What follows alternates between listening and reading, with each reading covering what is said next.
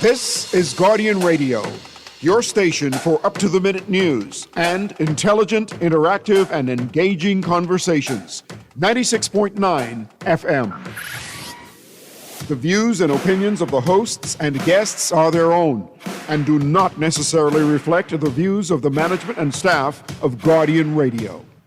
You're listening to Talking Heads with Naughty and Mary Jane. Only on Guardian Radio, 96.9 FM. Kane is in the building. Yeah! Already the show goes on all night. Till the morning we dream so long. Anybody ever wonder when they would see the sun up? Just remember when it comes up, the show goes on all right.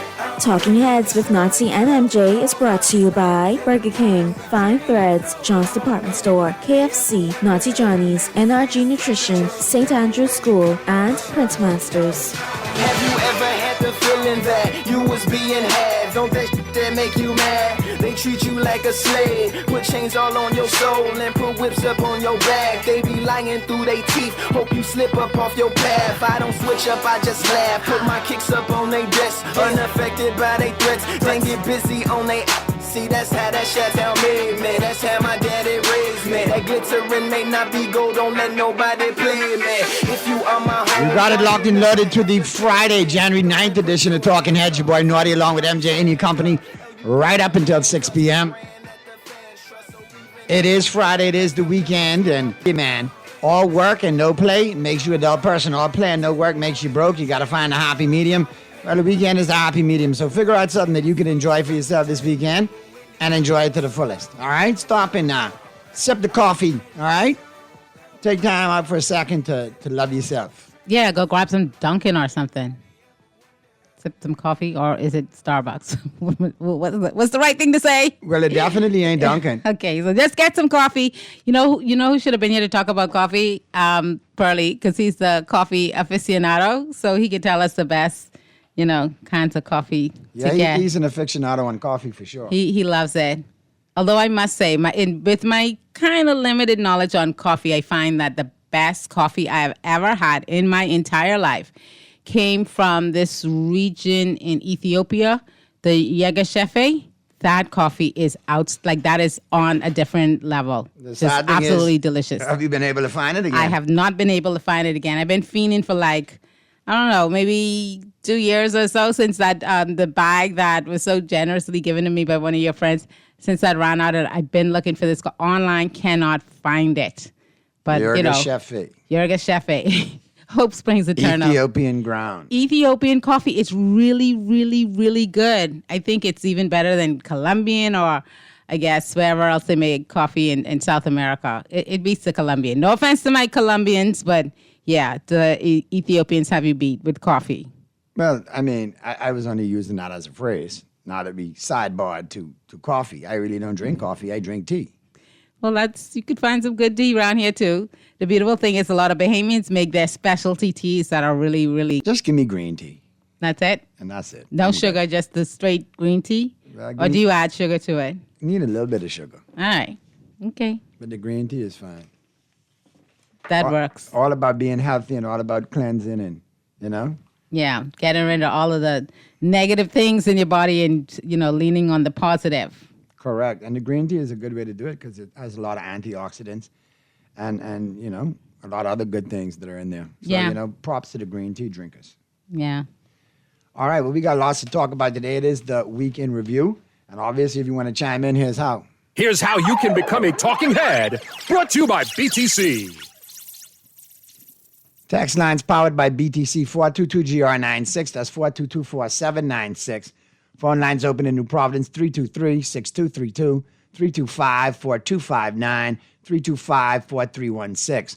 Toll free in anyone in the Family Islands, 242-300-5720, 242-300-5720. Stream us live, take us wherever you want to go, GuardianTalkRadio.com. That's GuardianTalkRadio.com. All right, that's how you get it in. That's how you get it on for fresh news, smart talk all day right here on Guardian Radio 96.9 FM. Big part of the conversation, Week in Review, obviously will be the headlines. It's time for Headliners.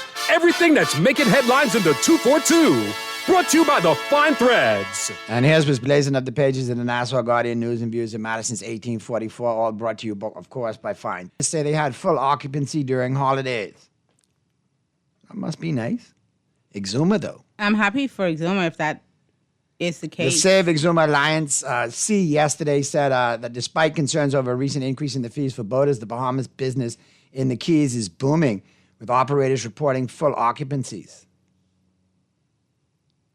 Despite concerns about stopover visitor and yachting numbers elsewhere, operators of resorts, attractions, and excursions in the central Exuma Keys reported near record or full occupancy, saying demand for the exciting and sustainable product has never been greater.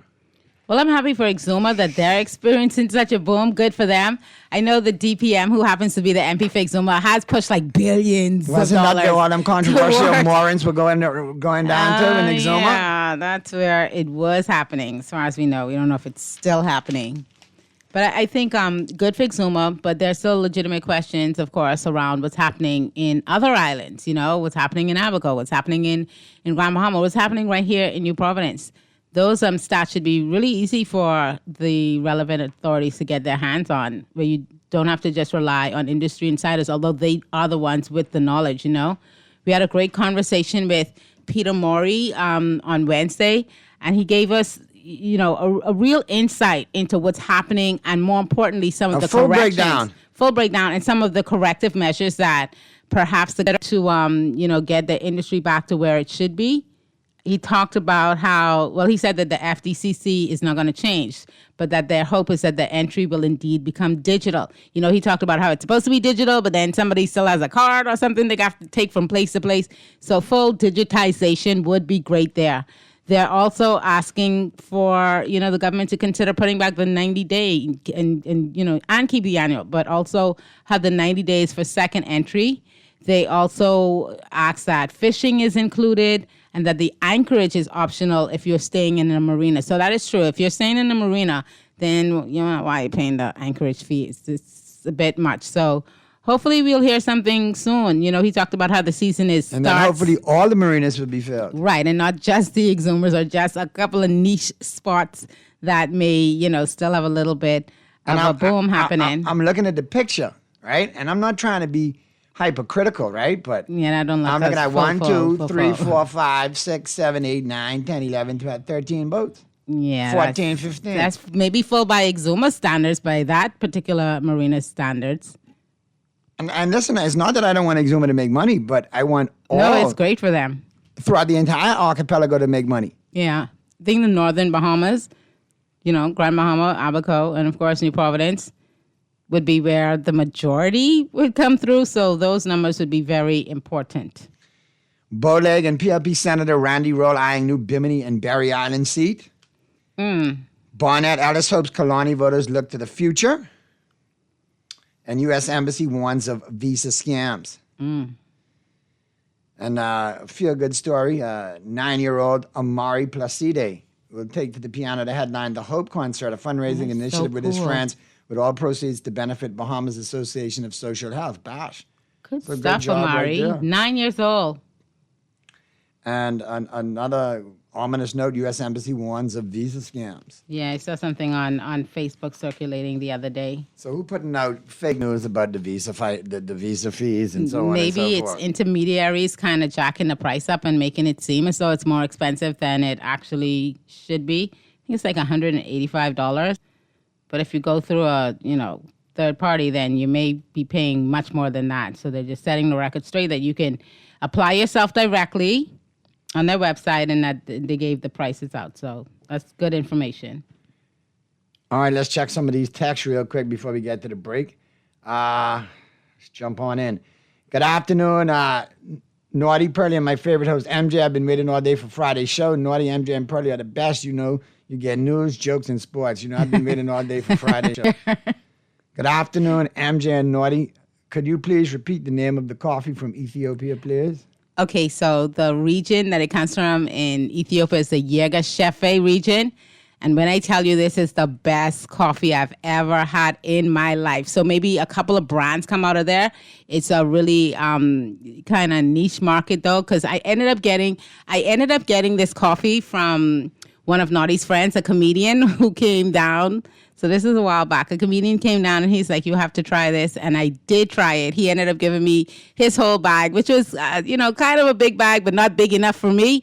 And I promise you that is the most delicious coffee you will ever taste in your life. And my understanding is a lot of the coffee out of Ethiopia is really good like that. But the specific kind of coffee is anything from the Yergasheffe region of Ethiopia. Absolutely just scrumptious. Good stuff. Good afternoon, Naughty and MJ. I wonder who have the rights to the curry that will be dredged out of marijuana in this PPP. How much cubic yards of fill you think that is? White gold. But I see Phil moving from everywhere, including that Phil Smith Park out there in Carmichael. So, yeah. Yeah, we haven't gotten a response on that. Maybe one it is yet, white right? gold because Curry and Phil moving now. So let's see exactly what that's all about. Keep an eye on that. Follow the dots, like I always say. So many questions. So my dad's from Maguana, from the southern Bahamas, and so I remember the trips to Maguana years ago growing up, and I know that not a lot has changed in the intervening years.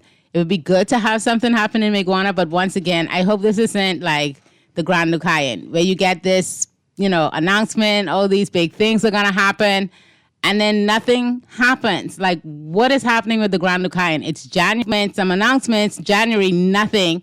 And now we're being told, okay, great things going to happen for Maguana, a big deal. Maybe if the Grand Lucayan was in Exuma, you think? we would have had news already. You and think? Groundbreaking. Yeah, you think so? And marijuana, I mean, who's actually behind that? You got to actually look and see who's connected. Yeah, for sure. In the coming weeks, I'm sure all Bahamians that like to pay attention to these things will do their due diligence.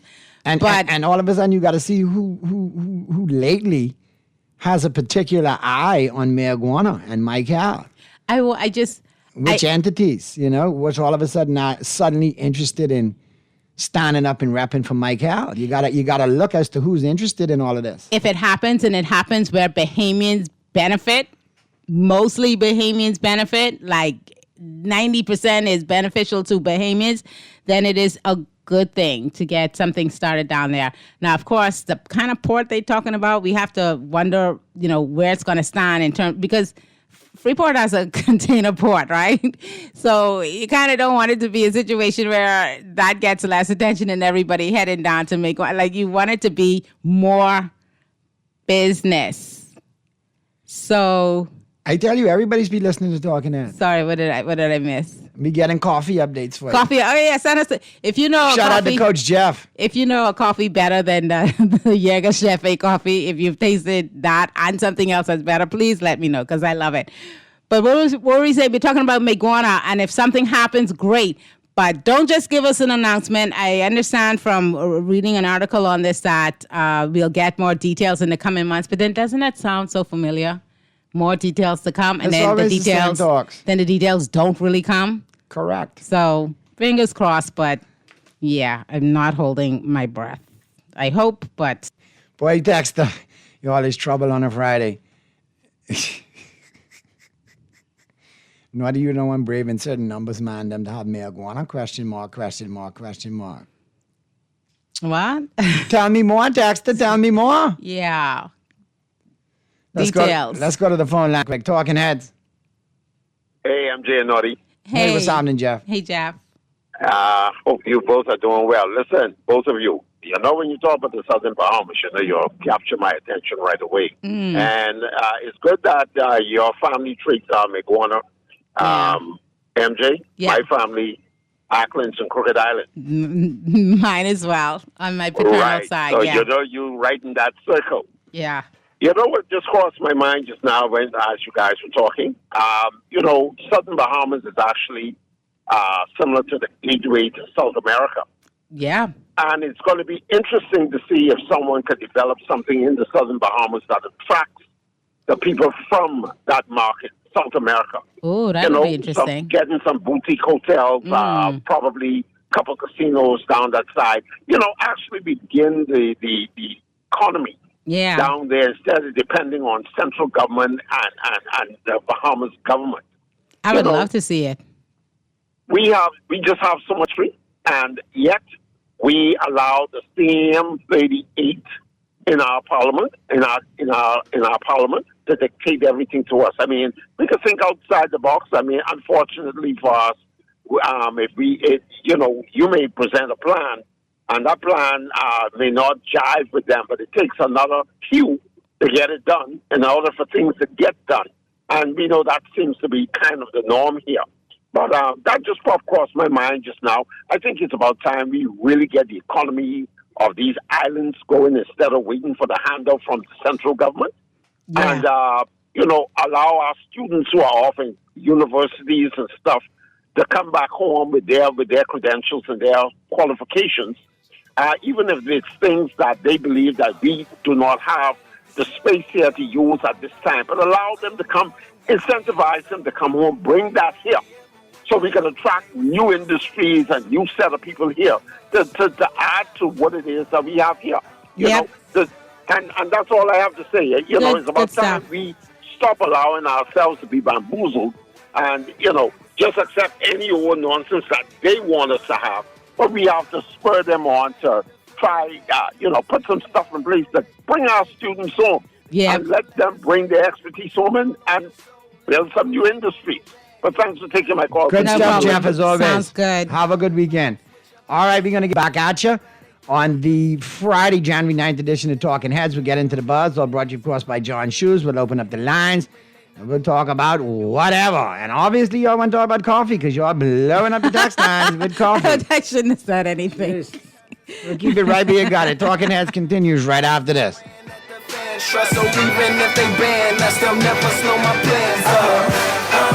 The show goes on all night till the morning we dream so long. Anybody ever wonder when they would see the sun? Just remember when they come up. The show goes on all right, already. The show goes on all night till the morning we dream so long. Anybody ever wonder when they would see the sun? Just remember when they come up. The show goes on. One in the air for the people ain't here. Two in the air for the brother that's there. Three in the air for the...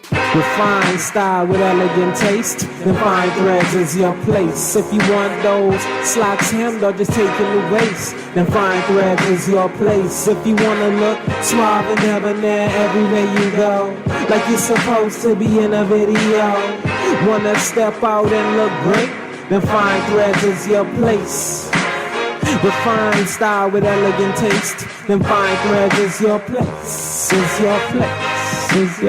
John Shoes and Accessories is your one-stop shop for all your footwear needs. You will find what you're looking for among the growing collection of classic and trendy styles with new arrivals every week. John's covers the whole family and has great prices, helpful and friendly customer service. Your experience shopping with us will be time well spent. Shop with us online at www.johnshoes.com. John's also now carries small home appliances. So come on into John's, located on Rosetta Street in Palmdale and Carmichael Road West. John's, we put fashion at your feet.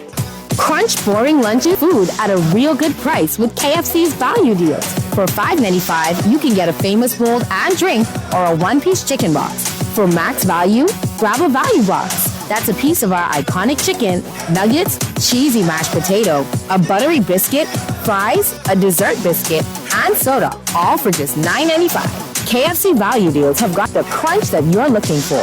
KFC knows value, and it's finger looking good. You're listening to Talking Heads with Naughty and Mary Jane. Only on Guardian Radio, 96.9 FM. It's time for the buzz. What are you buzzing on? Brought to you by John Shoes.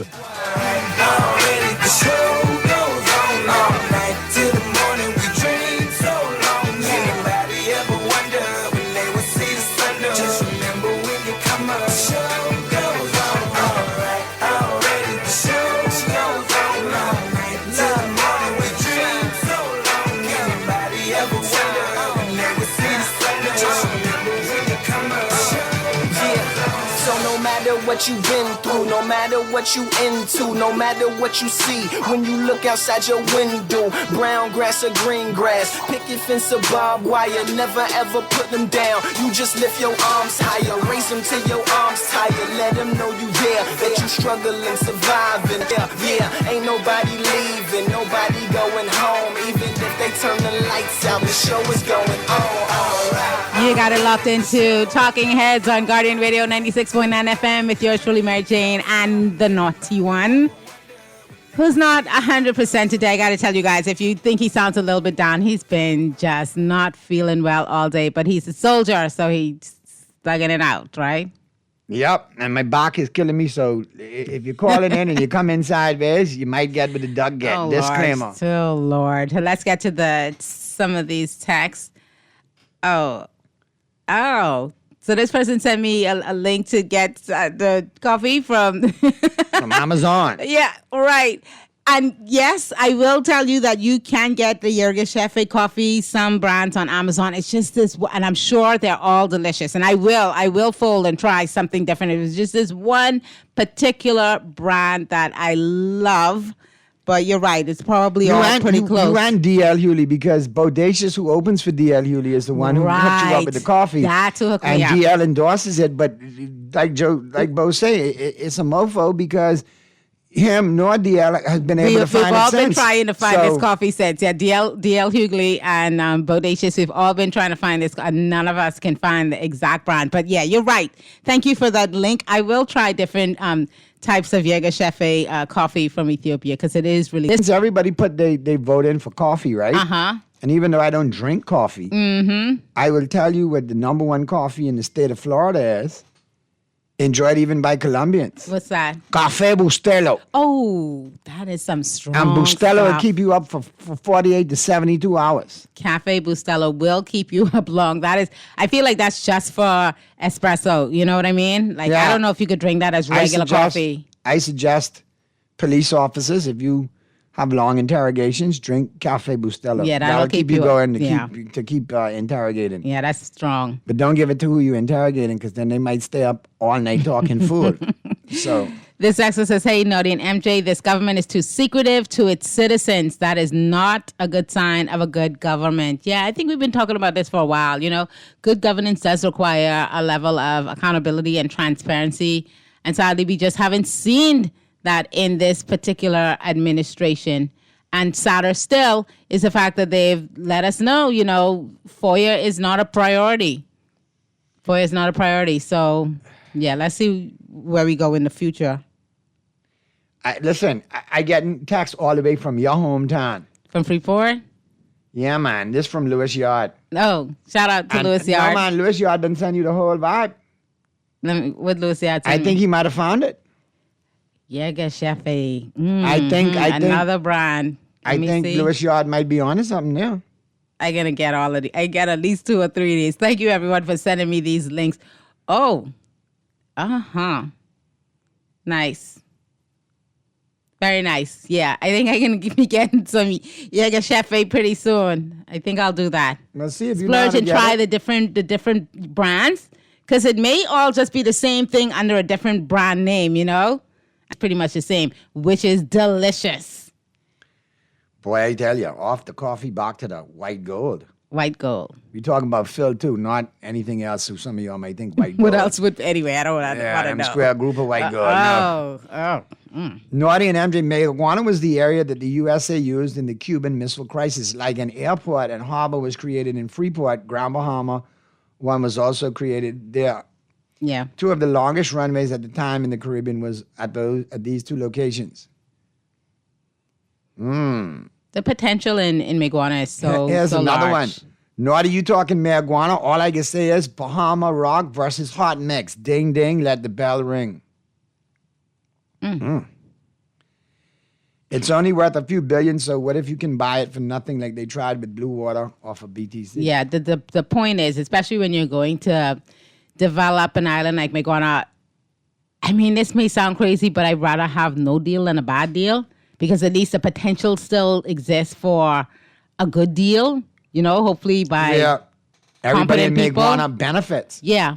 Because if you get a situation where you give away thousands and thousands of acres, and it's not a great deal, and it's not beneficial for the residents, the locals in Maguana. I mean, yeah, and now what our problem is as a country, we've always accepted deals that are beneficial to a few and not to the many. It doesn't have to be perfect. And I get, you're making a lucrative investment. You want to see a return on your investment. That's fine. But when you're making said investment, if you want it to be lucrative, include and incorporate the communities around you so that they benefit. As long as when they flourish, your investment is going to flourish. Yeah, but they haven't fleshed out anything to do with whatever this is that's happening. All we know is there's a PPP, certain companies involved, and that's it. Like, we need some meat on the bones, to be able to make like a sound judgment as to whether or not this is going to be good. And of course, the Maguanans. I'm trying to think where I could get a couple of dump trucks, where I could partner with a couple of dump trucks to go start digging up fill and digging up curry and quarry. I mean, why not? Why not? I wonder what else derelict and abandoned that I could go in and say in the guise of sprucing up the park, take all the curry and the fill out. We really have to figure out what's happening with that. Have you seen the visuals and the overheads of Phil Smith Park? Yeah. Deplorable. I mean, it looks like a mining zone, like you are actually doing mining work down there. It can be used as a park right now, for sure. Can't it's be like used for nothing. Very hazardous to your health. Anyway, let's go to the phone lines. Talking Heads. Hey, gracious, you should know you. What's on? Hey, Rita, man, boy, a lot of negative things comes with development too, First of all, right, crime comes with developing an area and also the environment. Right. You fully well know we ain't the cleanest people in the world. Boy, we nasty. I guarantee you, the first thing you'll find is Kentucky box all over the place. Listen. When they develop that island. Why gotta be that box? Why are you just gonna say fast food? They don't food? have Kentucky down there, right? That's what Man, I telling you. Oh, boy. I be real with you. We really and do you see. You can find more bear bottles on the side of the road. You can find piss inside the stream. A little bit too much information there, but we get your point. You ever been to the beaches down in Maguana? No, I have actually never been to the island before, but I heard that the conch across there and the grouper is extremely big. It is huge. Even the sand on the beaches, they're more like little pebbles. It almost feels like they haven't been touched for like millions of years in some places. And the beaches are wonderful. They're beautiful. And probably we should exploit that because some people actually come to the Bahamas because of the low development. They're trying to get away from technology. You're right. You're right. We should exploit that idea opposed to develop it into a city or something like that. Yeah. But boy, people can be breaking into people's house. You can see all type of stupidness down there. Oh, boy. Well, let's hope not. Let's hope we do it in a sustainable way, in a smart way, and, where they benefit, but it doesn't become crazy like NASA is. I just being real with you. No, I know. The best people in the world. I don't wish us or no one. Man, stop. I love Bahamians. I mean, I love us Bahamians, but I don't love some of our ways. But I mean, you say you wouldn't wish us or no. Man, stop. You're so wrong for that. Anyway, you have a great wrong for that, right? I with him though. I mean, I love Bahamians, but I hate some of their ways. It's always some in every culture, every group, and there's always one or two, right? Always. Naughty and MJ, good afternoon. Panama Geisha and Ethiopian Yerga Shefe are listed as two of the world's best. Yes. And Death Wish and Black Insomnia as among the strongest coffees. Ooh. Panama Geisha and Ethiopian Yerga Shefe are varieties more than brands. Coffee and pepper are my vices. Well, I agree. Coffee is fine. Pepper ain't my vice. I don't want no part of pepper. Go for that Yerga Shefe. You can thank me later. It's so good. I'm sure MJ would enjoy the high-tone florals and citrus clarity. I would love it. Thank you. Yeah, you are. You are a coffee geek. Yeah. What was the other one? You said Ethiopian. What's the other place? Sorry. Panama. Panama. Okay. Yeah. Someone call Mitch and tell him Naughty ain't feeling good today, so he should call and catch Naughty off guard. Feel better soon, bro. Somebody should take the phone out your hand. Y'all so wrong. The COI is also holding the opposition responsible for government policy. That is why I believe they are secretly working for the The COI is also holding the opposition responsible for government policies. That is why I believe they are secretly working for the PLP.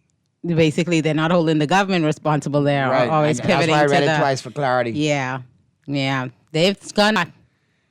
Good day, Naughty and MJ. The PLP cut Kingsley Smith out of the race. They're haters of West End. You think he's got out the Well, race? listen, I watched 2 of alleged Mr. Mitchell's Golden Boys get sliced up Freddy Krueger style. Kingsley Smith down there in West End and Bimini. Mm-hmm. And Golden Yoke guy, Mr. Pickstock over there in Golden Isles. Yeah, he's got a bit of an uphill battle now because some of their most reliable polling divisions were cut out and put into St. James. Speaking of Golden Isles, somebody texted me this the other day and I forgot to ask. But residents of Golden Isles, do you still see roadworks going on? Do you still see infrastructural improvements happening in your constituency as we speak? Well, now he has to triple those efforts. And have you seen Mr. Pickstock on the ground with the same fervor as prior to the by-election? It ain't gonna be the same fervor. This was the questions I asked. I only answered the question. Yeah, we know. Let's go to the phone We know lines. how it goes. Talking heads. Hey, Naughty, what's going on, man? Hey, what's going on, Gardner? Yeah, man. I like to address this with commission, this boundaries commission a bit, man. We like just now you're talking about this development in McGonagall, right? Correct. Right. And what I like to say is development everywhere, right? Has nothing to do with the MP, right? Everything comes to the Prime Minister, right? It's him, right? Or his cabinet, right? So I said it to say that why is it that we have our conflict, right?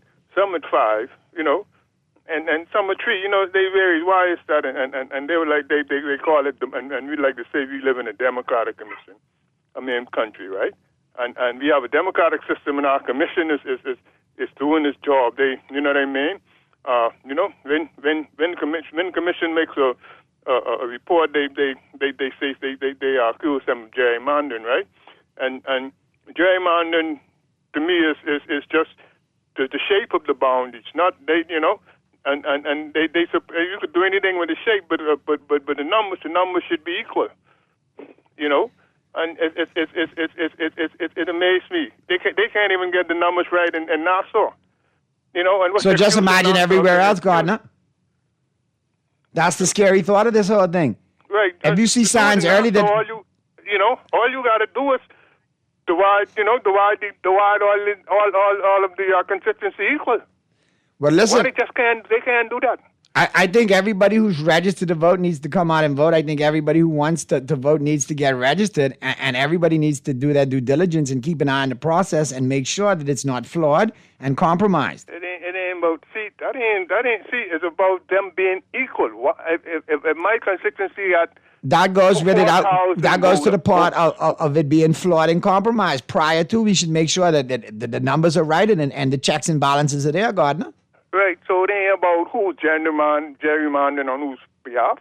And in fact, both of these parties are gerrymandering against my vote. My one vote should be as equal as the one vote in Long Island, but it ain't. You understand me? Right? And look, that's all the tax money that comes from Nassau, right? The tax money that comes from Nassau and the tax money that comes from elsewhere in the Bahamas. In Nassau that takes care of the rest of the Bahamas, only Abaco's, only island that can take care of itself right now. Everything is subsidized by the taxpayers. Well, according to Roscoe, they got issues taking care of themselves because this administration has not done some of the things they're supposed to do. So, right, we all got issues. So why, when it comes to my vote in Nassau, in my constituency, my 4,000 voters in my constituency, and then you get 4,000 voters in 3 other constituencies. Total. And 3 other constituencies. Come on, man, that's 3 to 1. You know what I mean? I need 4,000 to bring one MP to Parliament, and they only need 1,500 to bring another MP. Very good points, Gardner, and that's things we have to address. Man, they take. I ain't worrying about who went after you cut up the boundaries. The boundaries could shape like a cycle, or L, or F.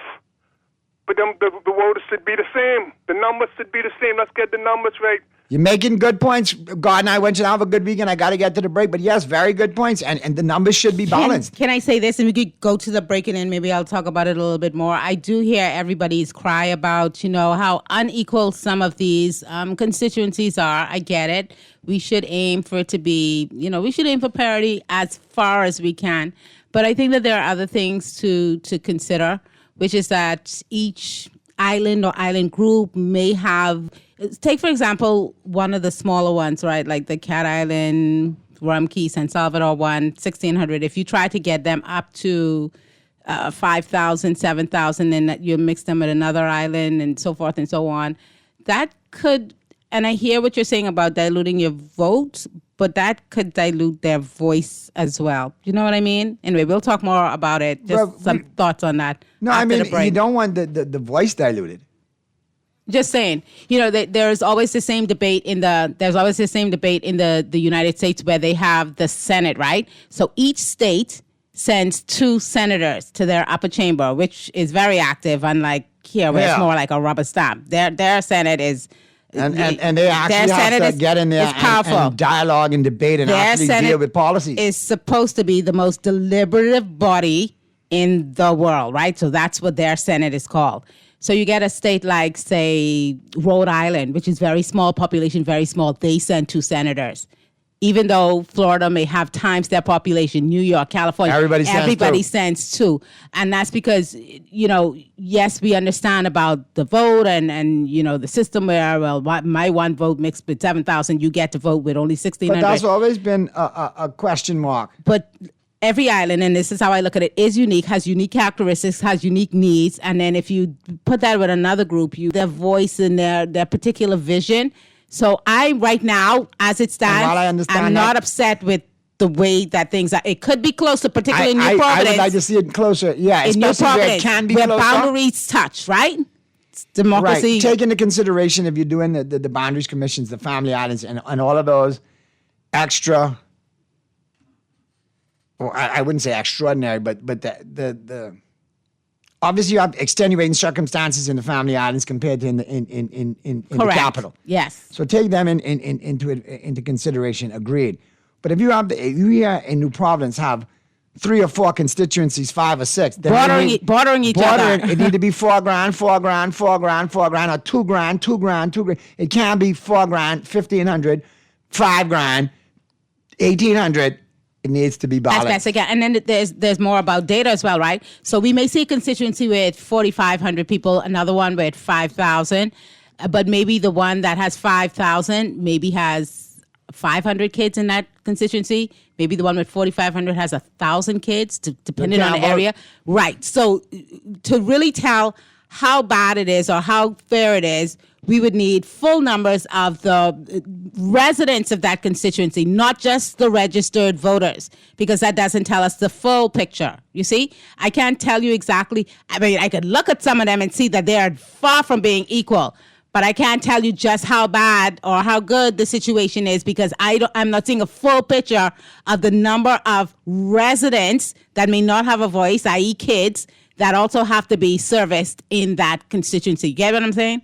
And those are numbers that people have to look at. When you look at the youth that are in a constituency, you may have constituents there that sum up, like you say, to 5,000, but if 500 or 600 can't vote, you have to take that into consideration. We looked at it and we had the full picture of every constituency. We may say, oh, okay, well, 5,000 registered here, but they only got 500 kids in this particular constituency.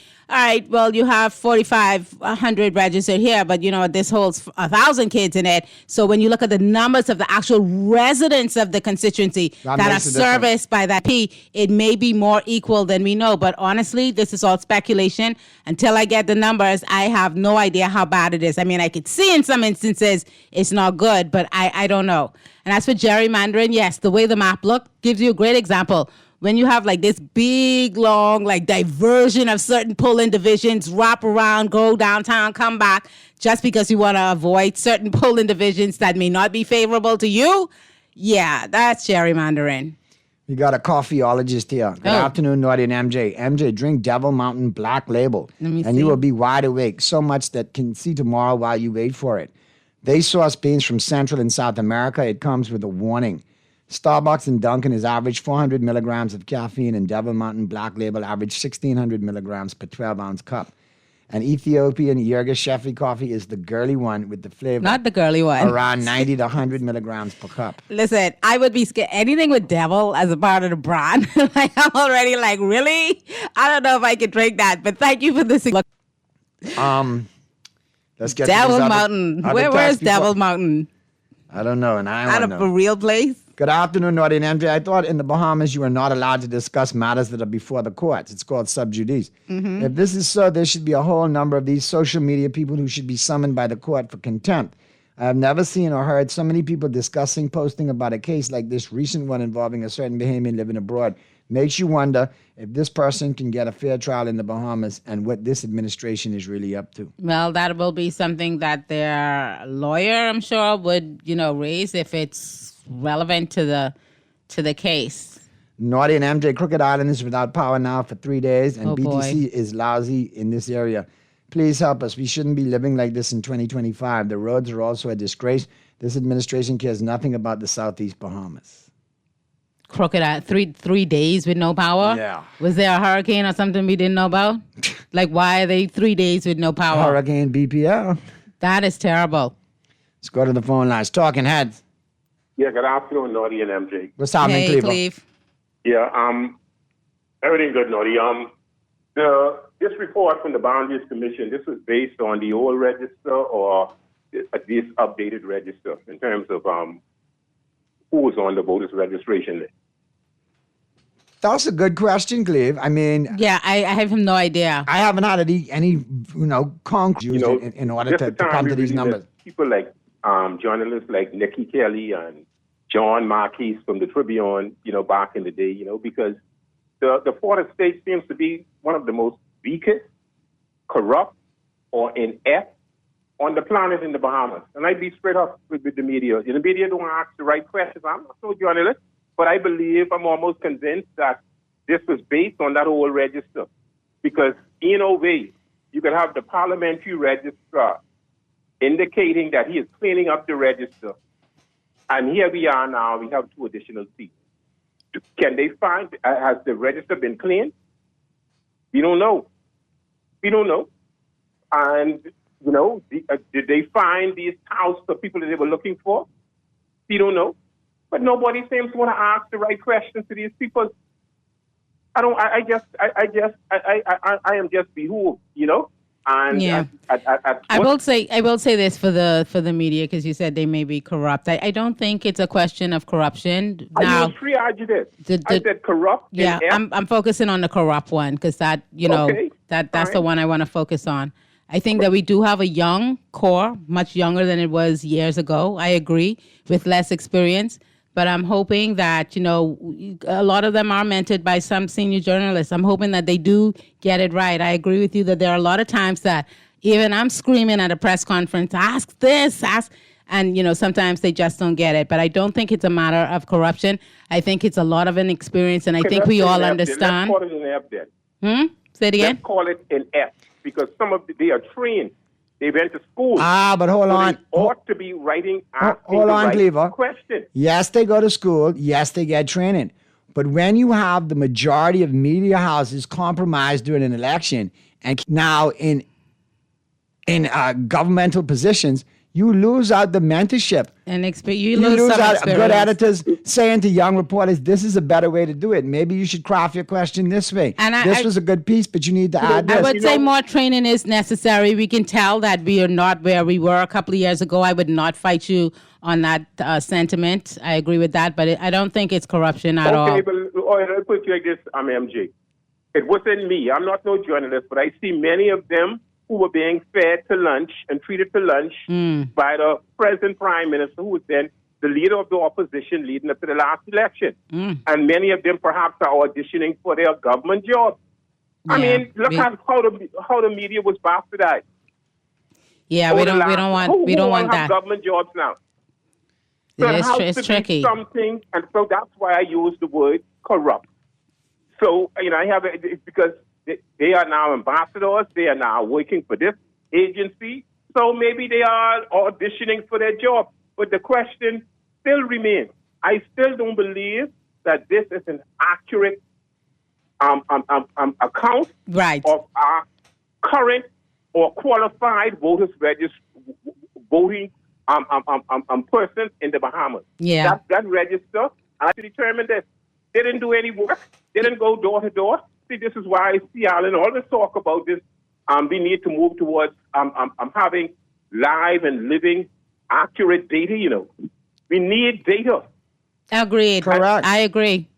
You know, and here it is now. We have 2 more seats, and we don't even know if it's realistic. But I believe that they're just trying to burden us as taxpayers with more MP salaries, would lead to more pensions and more etc. And this has nothing to do with governance. Because, look, DeSantis is next door, the governor for Florida. Yes, we have different layers of governance in the United States of America, where you have municipal government, what we call local government. You have mayors, you have governors, you have council people, you have all sorts of different tiers. This is what is missing from our situation. Yeah, local government. But then that involves us changing the model from a Westminster system to something new. Right. See, now this is why the MPs seems as if they are overwhelmed. But let's look at it.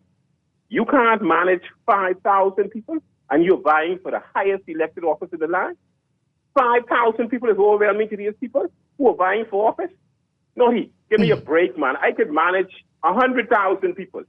I get your points. Good points. But I think what we have to do is look at that register for sure. And we've got other taxes that share the same opinion that the register needs to be investigated. But someone needs to ask, Naughty. Someone needs to ask the chairman of the Boundaries Commission, what was this decision based on? That would be the Speaker of the House, correct? That would be the Speaker. And just so you know, I think they started the process of looking at it in December 2024. So that should probably tell you what you need to know. But Cleve, you got some other calls. Good points as always, man. Let's get to these other calls. Talking Heads. Yes, how are you, sir? Good afternoon. Yes, this talk show focuses on voting fees. We were talking about it. We had Peter Maury on as a guest on Wednesday, yes, but I mean, we have been talking about it all week long. I would like for you to invite Peter Murray on. This is Prescott Smith calling from Android. Mr. Smith, how are you? Hi, Mr. Smith. You're a little bit late because Peter Maury was on Wednesday.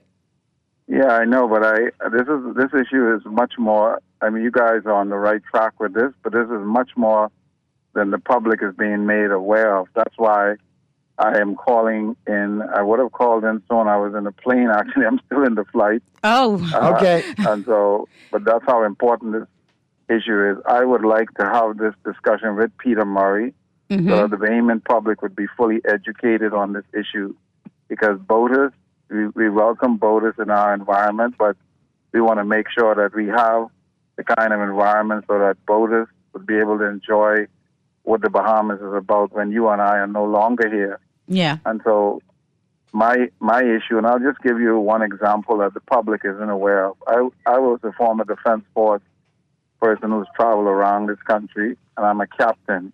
Who you are, Mr. Smith? Come on now. Your contributions are, you're familiar with who you are. Your contributions have been noted. Thank you for your service. And worthwhile and very valued. So tell us what we're not aware of. Tell us what we're not aware of. Exactly. So, because if you're just hearing one side of the story, so, for example, many persons who I fish who come into the Bahamas on their yacht, and they're like Prescott, while most of the boaters are legitimate, who respect our environment, many are engaged in illegal activity in many areas. And we can't just overlook when you try to address these issues, because sometimes the illegal activity is what causes the government. So I have personally called yacht brokers and say, well, how much you renting the yacht for a week? And they say, well, from $600,000 to $1.5 million a week. Now, that's not the majority of boaters. And then there's a marina owner in Crooked Island. I'll just use an example to show you. He said, well, I'm very disturbed because yachts would come here and they park at my facility for months, and then they're running businesses by flying in one group of anglers after the next, and they're actually running business because of our unique geography. So you may know Crooked Island, Blue Marlin fishing, or, Wahoo fishing in San Salvador. And there's 1,000 things that I could list to you with regards to the issue around the boating fees. But my concern, most of all, is from a conservation standpoint, because I'm very involved in trying to restore hundreds of block nursery systems around the Bahamas. Okay. That you can have more fish, more conch, more lobster. And so we need to educate the boating community that there are many threats to the environment in the Bahamas, and you have to get fees from somewhere if you're going to pay attention to these things. And so, for example, Mr. Murray might have his marina that he may not want the public to know. The 100-foot yacht may pay $500-$600 a day minimum, but yet you don't want the Bahamian people to get $3 a day for using the marine resources of the country. The very seabed that the marina is allowed to fill in belongs to the Bahamian people. All right, well, why don't we do this, Mr. Smith? If you're good for next Wednesday, the 14th. Yes, I would love to come on your show. All right, what I want you to do is I want you to hold the line and get our producer your number. MJ and I'll contact you off air, and we'll coordinate for next week, Wednesday the 14th. And we'll have that discussion on the environment, on the seabeds, on the overfishing. I can see foreign entities in our waters, producing TikTok videos and full-fledged. You've got it. You're on track for this. And I will tell you, I want Mr. Murray to contact him because, he knows that I'm aware of millions of dollars in being defrauded from the Bahamian people that they don't want you to know. Is law enforcement aware of that? I mean, I don't know. Well, they are aware. The authorities in general? The authorities. He's aware of it because their company was involved in the activity. We're not going to go there. We're not going to go there. We're going to talk with you, and we'll have a conversation with you that you'd like to talk about. Yes. Okay. Yes, sir. Thank you so much for calling in. Because we'd like to hear from you. Bye-bye. All right. So, Mr. Producer, get his info for us, so we could definitely. This is going to be like a very interesting conversation come next week, Wednesday. Yeah, it's a ripple effect. Looking forward to hearing more about this, learning more. The boating fees and the difficulty to access, all of that. Now we have on the back end the environmental side impact of it as well. And of course, that is something we should take into consideration. The costs associated with that is important. So I hope that we get some data, some stats, some numbers, because we can clearly see what is happening on one end of it. And so to justify certain other things, maybe we need more information. We'll see. We'll have that conversation next week. Well, we're going to the break right now, into the 5 o'clock. We'll go over a little bit into 5 o'clock. We got a couple more things to talk about. Then we'll talk sports. And like I told you, we'll get you ready for the weekend. Keep it right where you got it. The Friday, January 9th edition of Talking Heads continues right after this.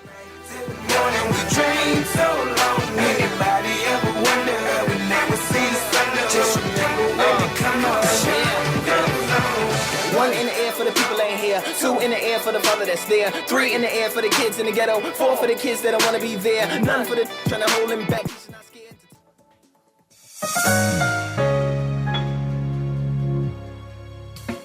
Struggling to find your financial rhythm?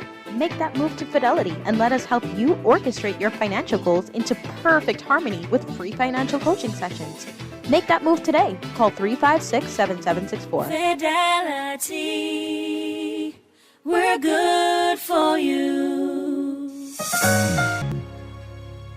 Flame Grill tastes better. Enter Burger King Nassau. You'll see our legendary Whopper with cheese is made with 100% flame grilled beef for that juicy and smoky barbecue flavor you love. Topped with fresh ingredients and nestled in an even fluffier bun. And right now, enjoy BK's Whopper with cheese combo with fries and a drink for just $9, including that. The King gives more food and more flavor for an unbeatable price. Taste the flame grill difference at any of Burger King's 7 locations in Nassau.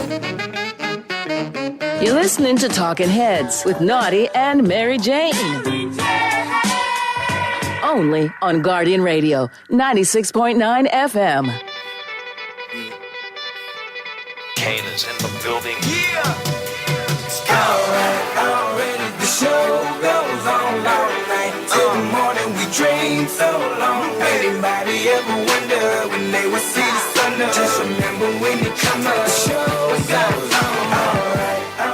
Talking Heads with Nazi and MJ is brought to you by Burger King, Fine Threads, John's Department Store, KFC, Naughty Johnny's, NRG Nutrition, St. Andrew's School, and Prince Masters. The feeling that you was being had, don't that shit that make you mad? They treat you like a slave, put chains all on your soul and put whips up on your back and through they teeth. Hope you slip up off your path. I don't switch up, I just laugh. Put my kicks up on they desk, unaffected by they threats. Then get busy on they.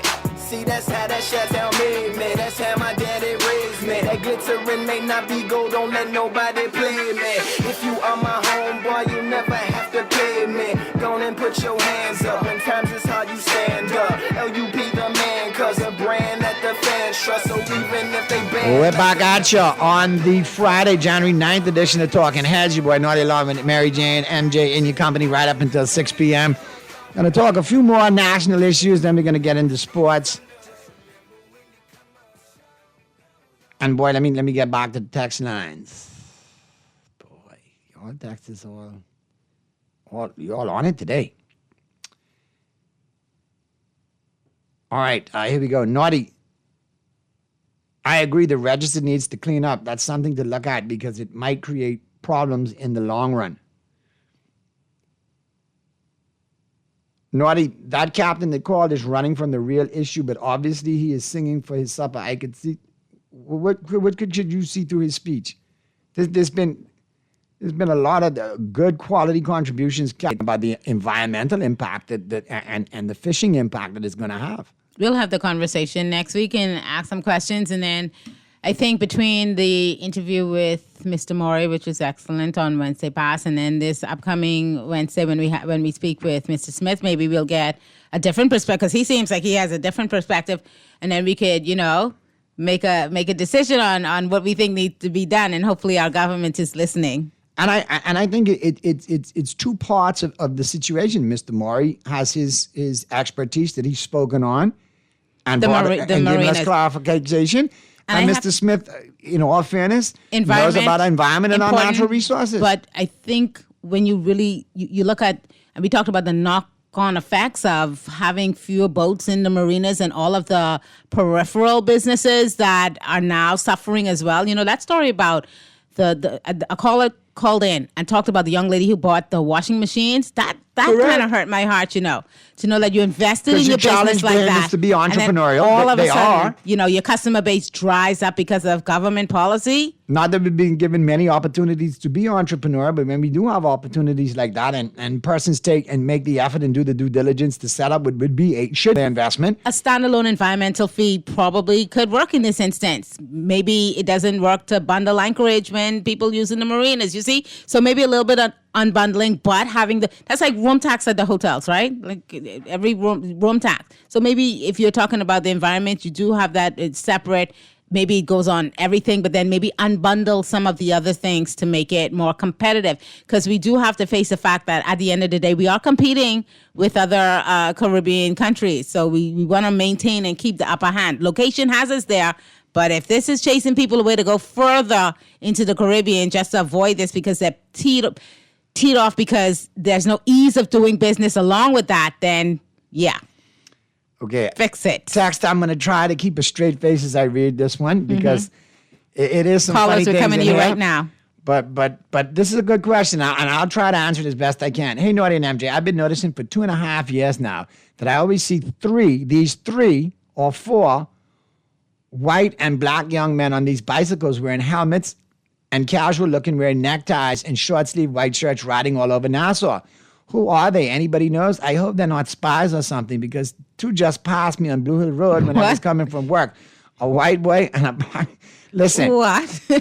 What? Call a text to breathe. If I'm not mistaken, those are members of the Church of Mormon Latter-day Saints. And if not, they're part of the Lutheran ministries that have been coming down and ministering in the Bahamas over the years. I will find out specifically which denomination they are and who they're affiliated with. Right. But no, I don't think they're spies. Now, you want me to tell you who I think they are spies? could be, but just kidding. I'll give you an example who I think are spies. I think this brother worked for the embassy, to tell you the truth. Shirley Street, as you come from into Mackey, you have a plethora. Shirley Street, you say? Of brothers under modification. Some call them, Joneses. Some call them rummies. Some call them winos. Some call them homeless. But you got, and if you've noticed, it's like 3 or 4 of them. You got a Bahamian one who I know for years, who could lick off Buju impersonations in a heartbeat. Right. You got another Bahamian one who sit there and just waves. That's his routine. He waves. Another Bahamian one looks at you and scowls but never speaks. And I say any Bahamian, but he could be American. Oh. Or foreign. Something else, maybe. And then you got a straight up, weather-beaten, look like he'd been working on the boat for 800 years. Look like Peter Moy strapped him to the bow as the centerpiece. He is weather-beaten. Caucasian. And claims he's from Abaco. Mm-hmm. And so one day I say, okay, let me test you now. You putting on show for this $1 or $2. Let me see. You from Abaco, you say? What part of Abaco? My granny was from Green Turtle Key. And what did he say? And he started, and I could have sworn I heard, and I could have sworn, due to my extensive travels and all extensive travels in the southern part of the United States doing comedy, I could have sworn I heard a little bit of redneck creep out. So Dexter, if you want me to tell you what it is, I think it's the whitish looking Joneser at Shirley Street who normally was wearing shorts and the time pulled down. Now you just gone exposed to the potential spy. What are you doing? Right. They look like mailmen carrying mail taxes. You ain't got to be worried about them. Boy. But if you had Shirley Street by that light, be very afraid. Be very afraid because you don't know who is who down there. That's all I said. Let's get to this other one. Naughty and MJ, I can't see up inept, uncaring administration. Again, they're all over the country trying to flam their way into re-election. Let's go to the phone lines. Talking heads. Yes. Good day, Madam MJ. Hey. Mr. Naughty. What's going on, Dennis? What's happening? I am calling to chime in to follow up with Brother Smith from Andros. Yes. When he talked about the marinas, because he mentioned something about the marina in Crooked Island. And I just want to say, I think he is hitting on something when he said that they're saying that people put their yachts in the marina and be flying in and having these charter arrangements in reference to those marinas and monies that are being fraudulently deciphered out of the country with these private arrangements they make with these yachts.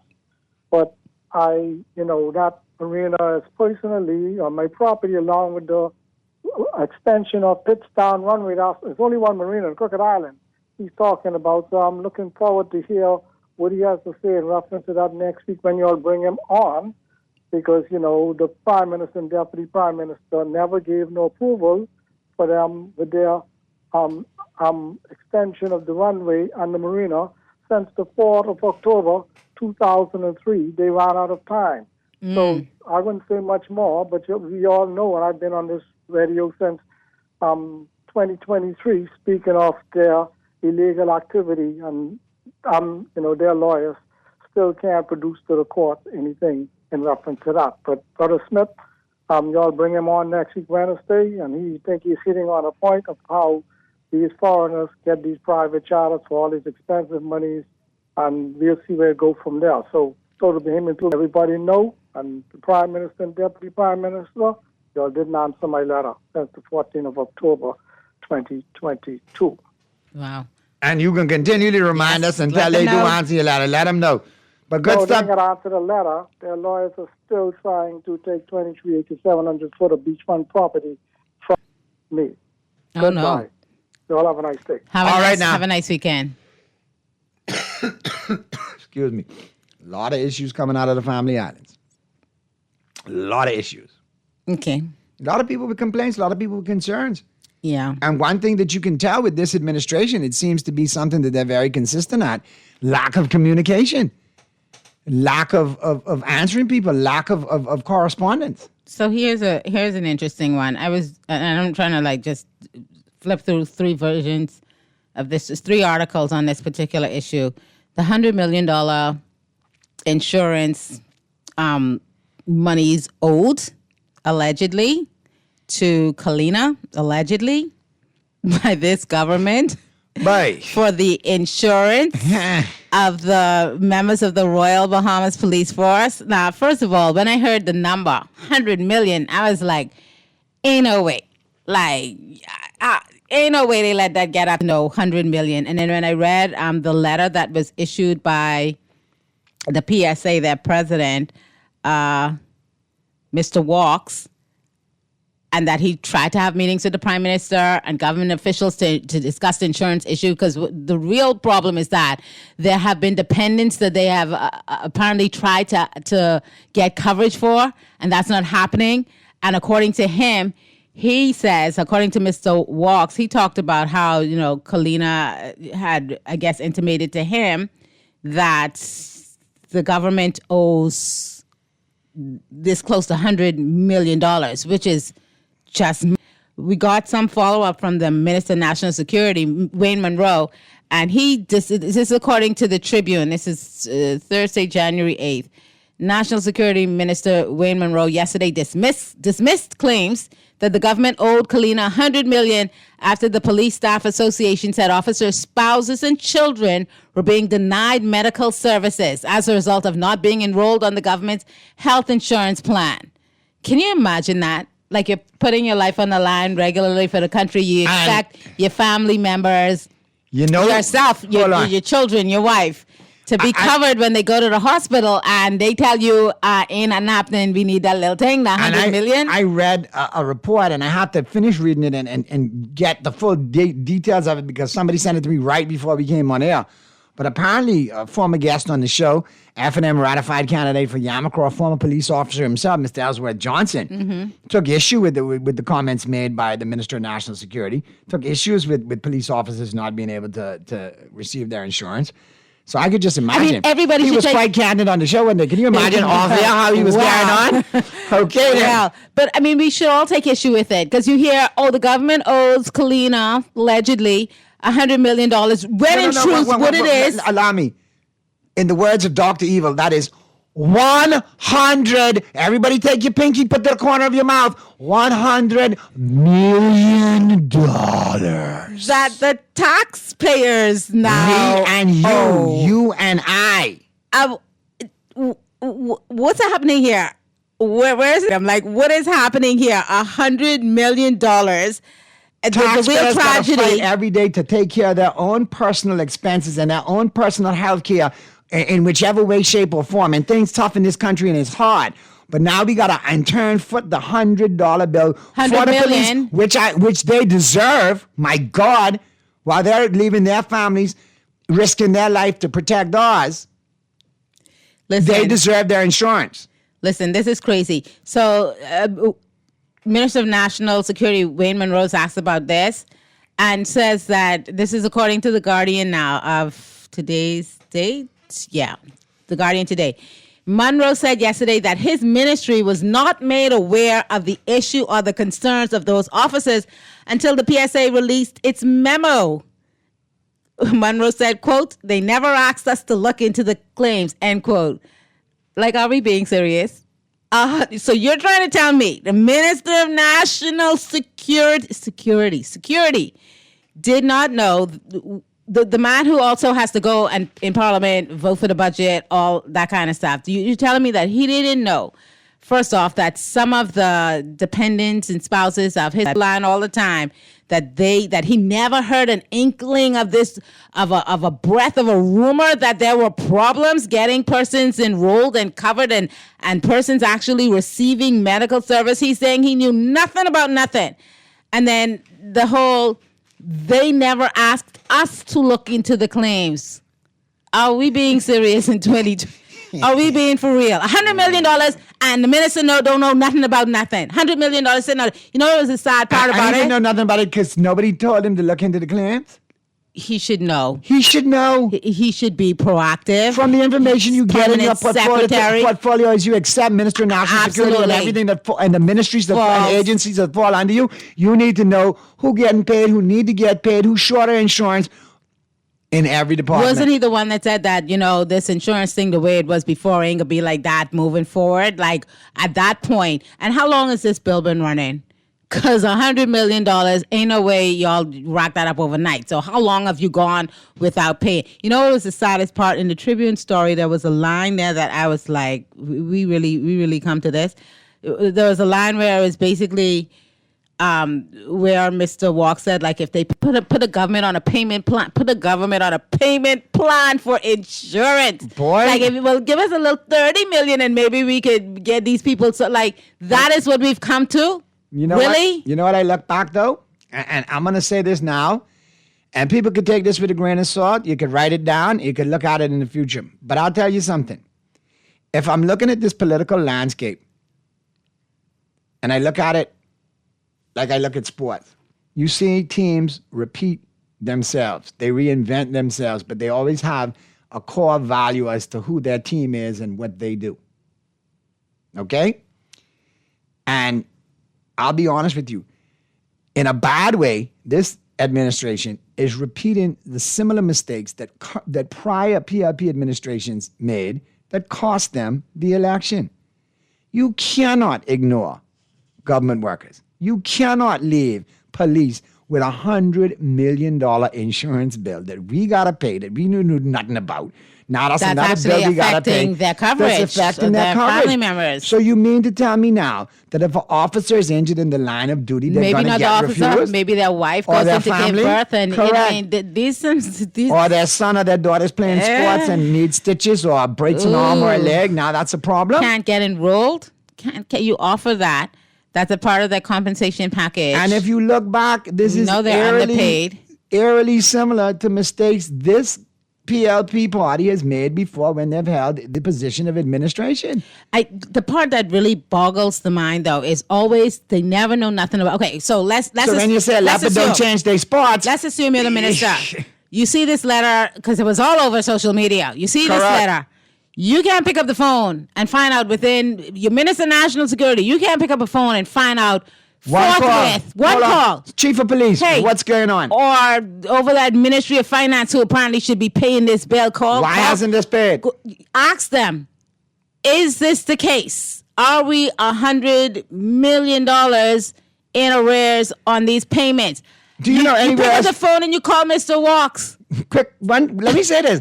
Anywhere else in the real world, an administration having this information put out at their doorstep on their feet that they failed to pay $100 million in insurance for the police force. Oh. Oof. They would be gone. Oof. Or no, they gone. That alone but imagine, would cause that courthouse to crumble. Imagine speaking on it, but when you speak, you still don't have no information. You're talking about, I got to look into it. Really? Before you got to look into it. You didn't have time, and that letter dropped between then and when you responded to the Tribune. Well, then you need to hurry up because there's 100 million reasons why you should look into it. And explain what's happening and ensure that these persons get the coverage that they're due. I mean, this is crazy. And the thing about it is, according to the letter, it says that it's been ongoing for over a year, that they've tried to have, I guess, meetings with the Prime Minister, and that has been unsuccessful. So you trying to meet with the Prime Minister to talk about this very specific issue of insurance coverage, $100 million owed, and you're telling me that the Minister of National Security didn't know about it. You keep calling the Prime Minister's office, hey, Chief, we got to talk about this $100 million. We got people who ain't getting coverage. Hello. And you telling me at no point did relay any information to the Minister of National Security or the relevant permanent secretaries and get a handle on this situation. That's what you're telling me. Minister of Economic Affairs, Salkidas, he seems to know where the money going. You know. Simon Wilson, Financial Secretary. Hey, careful now, he'll wait for you in the parking lot. He can wait. Then I got to deal with him. He can wait. He can wait. Just like in school. So nobody know nothing about nothing. Oh my God, that seems to be a theme. Let's get to these couple of texts before we get to the break. Naughty and MJ, I'd like to know what criteria the commission used. Polling Division 14 keeps flinging from one constituency to the next. Oh boy. First was Kalani, then Golden Isles, now St. James. No consistency and neglected by all. PLP don't have to fight for votes. F&M won't bother, and COI just starting to wet their feet. Shaking my head. What do we do? What do we do? Man, Naughty, They sure it ain't 100,000. That 100 million have to be 10 years worth. It have to be a lot. The PSA chairman said in the letter that he found this out after meeting with Kalina representatives. The Crazy. minister wants us to believe Kalina never said anything to the government. Hello. That's what we're supposed to believe. If there's one thing, look here, banks and insurance, they can find their money. They can get it. 100 million, and you trying to tell me Ministry of Finance has this proportion? Really? Naughty and MJ. Okay. I ran into a roadblock last night on the way home. I guess after the fatal accident on Wednesday morning in Palmetto Point, they were patching potholes last night. Oh, Never my. proactive, always reactive. To our detriment. Oh boy, and our thoughts and prayers go out to the families involved those in that two young tragedy. men, 2 young men who lost their lives in Palmetto Point. And guess what? To know that an accident was caused because of potholes and avoiding potholes. Right. Well, we don't know, but it's possible. And in Eleuthera, Mr. Sweeten, you should It's hang possible. your head in shame. You and your knockoff Larry Bird jump shot need to hang your head in shame. Stay behind off TikTok and go fix them potholes. Because the life you save in Eleuthera may be your own on them crappy roads. Let's get to the break. On the flip side of the break, we talking sports. Keep it right where you got it.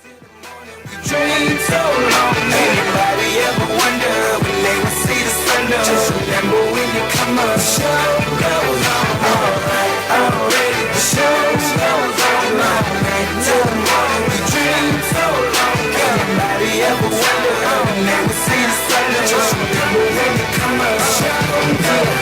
So no matter what you've been through, no matter what you into. For fast, reliable, and impactful printing services, look no further. Let Printmasters bring your masterpiece to life.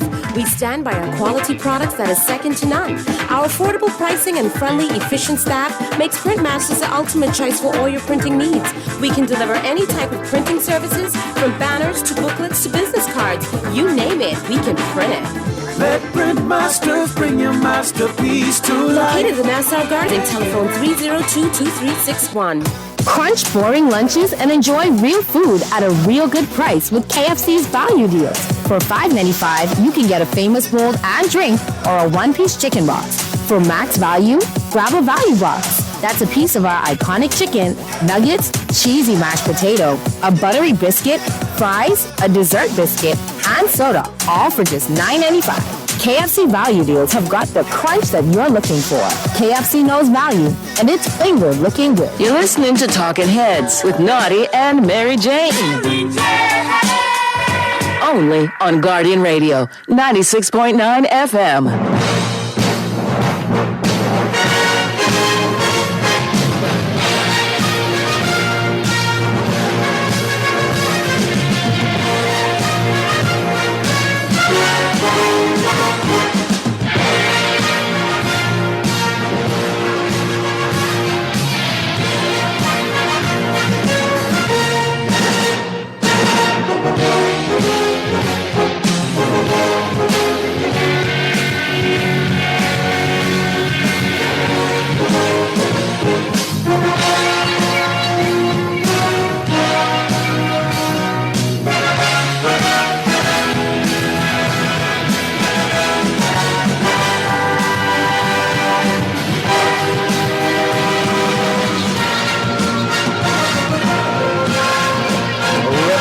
Up on the Friday, January 9th edition of Talking Heads. Boy, I tell you, that was quite an interesting point you brought up. Interesting topic there, MJ. So now, what I'd like to do, since we got some information from friend of the show, Belinda Wilson, Belinda, you need to text us back and let us on that too.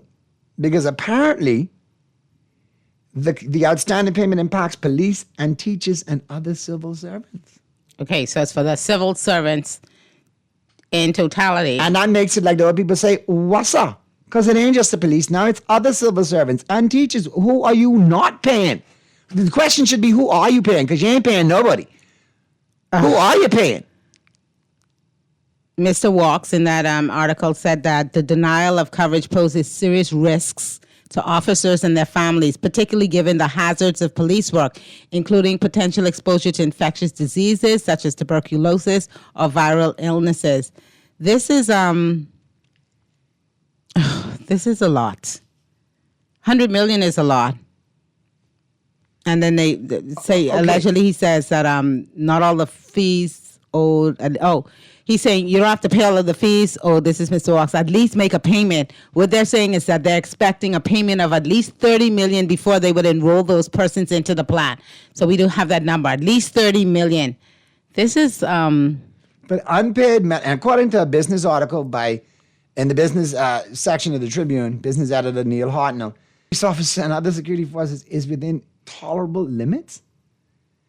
A cabinet minister asserted yesterday while denying allegations that they exceed that. Wait. People aren't getting... Hang on a second. So people are being denied coverage, and that's horrible. Crazy stuff. Hey, Doc, my hand is hanging. I just got injured in an industrial accident. Hey, Doc, I'm an officer. I'm a teacher. I'm a civil servant. My child just broke their ankle playing soccer. Oh, we ain't covered? That's okay. We'll wait until it gets fixed. We'll just stay here. Intolerable limits. Pile of crap that is. This Texas has... Naughty and MJ, so are the customers of Kalina subsidizing the absent astronomical payments from government. This Texas says also, as a police officer, who was going to pay if they were badly injured in the line of duty, believing that they were privately covered and would receive top medical services? Because sound like nobody want to go to PMH. Would they automatically have to be served by the PMH public ward? We got a lot of callers on the line. All right, callers, let's make it quick because we have to talk some sports too, but let's make these calls quick. Talking heads. Yeah, Nadi, the problem with this healthcare thing, right? What's this? In the UK, they spend 10%, they pay 10% from your salaries for healthcare and NHI. I mean, NIB and healthcare is one. You know what I'm saying? So that's the problem in the Bahamas. You understand me? The government, our public health care supposed to be number one, supposed to be healthcare. You understand me? The government shouldn't be paying a private healthcare for its workers' healthcare. You understand me? We need a payment system where all workers pay 9%. If you want to pay a private insurance, you could go ahead. But you must, public health, main health insurance, this health insurance, this tax for health insurance and pension is one. It's mandatory. You got to do that. You understand me? That's the problem. See, and even our NIB, NHI, it's too private. We have too much private involvement in that. You understand what I'm saying? The insurance company getting over it, and the doctors getting over it. The private doctors. You understand what I'm saying to you? Good stuff, Cleve. I mean, Gordon, appreciate it, man. Good points, and I agree. If you're going to take they're owed as well, though. Haven't we been told repeatedly that NHI is owed? And come on. And workers, service providers for NHI still haven't been paid from last year. You notice, including December. You notice allegedly some MPs don't go to PMH when they hurt, right? Mm-hmm. So they want that private insurance to run out. They go doctors. foreign. Yeah, to big time clinics. Foreign, correct. Let's go to these calls. Talking heads. Yeah, Naughty MJ, how you all doing? Hey, good stuff, Muff. Hey, Naughty, how about those Kings, man? I try to get to talking, but we got a great special at last 10 of the day. Rich Eisen talking about the Hurricanes. But didn't I tell you the Hurricanes would go run the board? For real, man, for real. I say we say that they got to be home, man. We got to see tonight who we got have over Oregon and Indiana. And watch out that Oregon don't pull an upset tonight. I like Indiana to win, but watch out for Oregon pulling that upset. Right. And we have a big game on Monday night coming up on the holiday. And MJ, I know you enjoyed that game the other night when the Lakers got blown up. Yeah, we beat y'all so bad it wasn't even fun, you know? Right. Hey, but what I supposed to tell you, MJ, do the wrong do. Yeah. That don't play the Pinky Cup. Yep. Good stuff. Yeah, but I can end with this. When you say that with the Colombians coffee, the Colombians who's listening to you, they say the last time they checked, cocaine costs more than coffee. You know what? Bye. Bye. Go the best coffee. Go and sit no more, Muffin. Make sure that he paid for Jamarant. Yeah, we don't need. Oh no, I know you're just waiting on that. I just like coffee. That's it. Talking heads. Sorry, Columbia. How you doing? I just want to say this, right? Just remember the date, May 12th, and surplus gone out the window. Yeah. Look at the negative reports from the central bank, etc. The bills that hasn't been paid, etc., etc. There's no way the prime minister can bring a budget debate in June or there will be no PLP left in Parliament. May 12th. Note the date. That's the date. All right. You're going to write Good that stuff, down, man. Have a good one, C. Allen. Let's get to the other call. Talking Heads. Last call of the day. Talking Heads. Talking Heads. Did we lose that one? Yeah. Sorry. All right, well, let me slide in. We got some. Do you want me to clear these texts first in case they may be non-sports related? This person says, good day. Can y'all text me back with all the coffee recommendations, please? I'm a sucker for a good cup of coffee with a touch of honey and cream. Listen to you.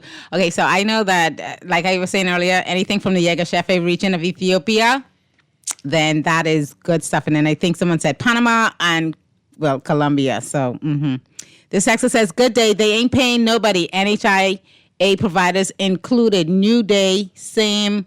And I can't say that word on the radio, but I get your drift, texter. This person says, good afternoon. This matter of the $100 million owed to Kalina was in the news in February 2025, where Monroe denied any knowledge of it from then. You would think he would investigate it after a year. Oh, I'm going to look that up. Thank you for that, texter, because if this has been discussed before, this is crazy to play crazy in 2026. This texter says the PSA chairman said in the letter that he found this out after meeting with Kalina representatives. The minister wants us to believe. Okay, yes, I think we got the one. Yeah, it's kind of hard to believe. I agree. And this texter says, but the minister said only the police complaining. Now we're learning it's more government departments. Exactly. This is something. This is a sports one, Naughty. I like the idea of John Harbaugh going to the Dolphins to make the Dolphins mentally and culturally tougher and not soft like Kleenex tissue. The Dolphins will become hardcore like their head coach, like what happened in Detroit with Campbell and in New England with Vrabel. They signed the Packers GM. He was an assistant GM with Green Bay. I think he's going to make some moves in Florida. Obviously, you see that he fired the coach McDaniel. I think Harbaugh is definitely somebody to have in the conversation. But obviously, with a coach like Harbaugh, he's going to have to come in and put his impression on the team, his system, and what he does. But if he can work with John Eric Sullivan, who's the new general manager of the Miami Dolphins, hired from the Green Bay Packers, who's done a great job over there with the Packers as well, with a lot of their drafts and young talent, I think they got a good young mind in the building. Pairing with a veteran coach like Harbaugh, you could see an improvement in Miami. But the question remains, Harbaugh ain't going to want to touch it with a quarterback situation like what you have. Right. But there it means that if Harbaugh ends up in Florida, those Lamar rumors are heating up as well, too, again. So we'll keep an eye on it and see where it goes. But I think Harbaugh would be a good hire for the Miami Dolphins. I actually was going to play a clip regarding that, but time constraints prevent us. But don't forget to join us for the Press Box each and every Sunday, 11 a.m. to 1 p.m., where we'll go over it in detail. Full, sports coverage locally. All the major leagues going on, Major League Baseball, the NBA, and of course the NFL. And we'll have it for you wild card weekend. We'll have the results from Saturday. And obviously we'll do our predictions for the Sunday games and the Monday games. But caller, I'm with you. Texter, I'm with you. Harbaugh is a potential hire in Miami with the Dolphins. Would he be an improvement? Yes. If you look at the NBA, Anthony Davis injured again. Hand injury, possible surgery, out indefinitely. Oh, wow. So the bug continues to bite, very much so. So we'll look at it. We'll look at some of the moving and shaking around the NBA. LeBron's return have been garbage truck juice. Really? 15-4 when he got there. Mm-hmm. Okay. And now let's have a look. 15-4 when LeBron came back, and since then. If I look at the standings, the Lakers are now 23-12. So 15-4 to 23-12. Okay. That means they're 8. They've won 8 games, and what's the other part of it? Lost 8. Oh, gone to 500. And it was under 500 as a matter of fact. Oh. Because it might have been a 17-4, but I know that they've only won. Yeah, they've won 8 games. They've won 8 games, but they've lost. But they've lost 8, or they won 6 and lost 8. But the play has fallen off. Mm-hmm. Most definitely, the play has fallen off. You could see that LeBron is lacking. The situation with the All-Star game is contentious. He didn't play enough games in order to be put on the team. Now They're he not has making to be an voted exception? onto the team. Oh, he has to be voted on. Okay. And the votes aren't going in his favor. So I think the league is going to make an exception. But at some point, LeBron, Rich Paul, and that whole crew, that whole clutch crew, they need to pack up shop on the ride off into the sunset. I think and now he's lobbying for a trade to Dallas. Really? Oh my God. If I were Kyrie Irving, I would be like sick of it. I hope if he can be traded, is like a swap, like send Kyrie to the Lakers and send, because why? This texter says, Naughty, I've saved a 6-pack of Bud Light to watch the Steelers on Sunday beating the you-know-what out of Houston. We are heading towards the Super Bowl. Steelers heading to the Super Bowl? Well, maybe you need to put 12 aside. 6 to get you through that game and that cut skin, which you can take from the Texans on Saturday, on Monday night, and then another 6 to help you get through it the next day when you realize your Steelers gone. And speaking of those games, let's slide right into them. Wild Card Weekend, NFL Wild Card Weekend, Rams on the road against the Panthers on Saturday at 4:30. I like the Rams in that one. The Rams are 10.5-point favorites. I would take the Panthers plus the 10.5 if I'm playing and winning with the Allen game. But in a straight-up pick, I like the Rams over the Panthers in this one. Packers on the road against the Bears on the 8 p.m. game on Saturday night. No Micah Parsons, no win for the Packers. The Bears are at home. Ben Johnson is going to pull out all the stops in a divisional game, and the Bears beat the Packers. And that helps my Cowboys as well, too, because that draft pick will be significantly better than it was if they win. Then we move to Sunday. You got the Bills versus the Jaguars. The Jaguars are at home. I give them the advantage. Jaguars at home by a field goal. They're 1.5 point favorites right now. I think they get it done with a late field goal. Niners on the road against the Eagles. I think the 49ers got a little bit exposed last week in their last game of the season against Seattle, playing for that division title. They took some more bumps and bruises they didn't need to take. And Brock Purdy got roughed up. The Eagles are at home. I like them at home simply because they're at home, and I think they've seen some things Fangio can exploit with the defense against the 49ers who are banged up. So I like the Eagles to win that one. They're favored by 6. I take the Niners by plus the 6 since I'm playing a parlay, but if I do straight up, I like the Eagles at home. Chargers and the Patriots, I like the Patriots to cover the 3.5 points and to win the game straight up in New England. Too many injuries on both sides of the football for the Chargers. They've been valiant, but the other Harbaugh brother joins his other one on the sofa for the offseason after this game. And then on Monday Night Football, the Houston Texans go on the road and take on the Pittsburgh Steelers. Now, at some point, it's not whether you're good or not, whether you're lucky. And Pittsburgh has had plenty of luck, but I think Cinderella turns back into the pumpkin on Monday night. Pittsburgh, not good in night games. The Texans, 12-5, young squad, good defense, and some weapons on offense. I think the Steelers have played to their point. They've hit their peak, and I think they go home on Monday night. Houston favored by 3. I like them to win by the 3 points, and I like them to send the Steelers home. Now, with that being said, we're going to take a quick break. Flip side of the break, Rich Eisen going to take us home and break down all the good things that went on in Miami with the University of Miami last night. The impending ramifications of them playing home for a national championship and what it'll mean to the state of South Florida. And when you look at it, the Canes are the only team in South Florida worth a darn. The Dolphins suck. The Marlins suck. The Heat are where you put me. Get behind the Canes, South Florida. Let's rally behind them. That's the only team I've ever liked out of Florida. So let's go Canes. Now, for MJ and for Pearlie, this is your boy Naughty. We want you to have a great weekend. Have a great weekend, everyone. We'll see you here for the press box on Sunday, 11 a.m. We'll let Rich Eisen take you home. Happy Majority Rule Day. It's because Monday's a holiday. Happy Majority Rule Day, everyone. Have a great and safe weekend. Is that really supposed to celebrate like that? Like Happy Majority Rule Day? Of course. That's why it's a holiday. It's a celebration.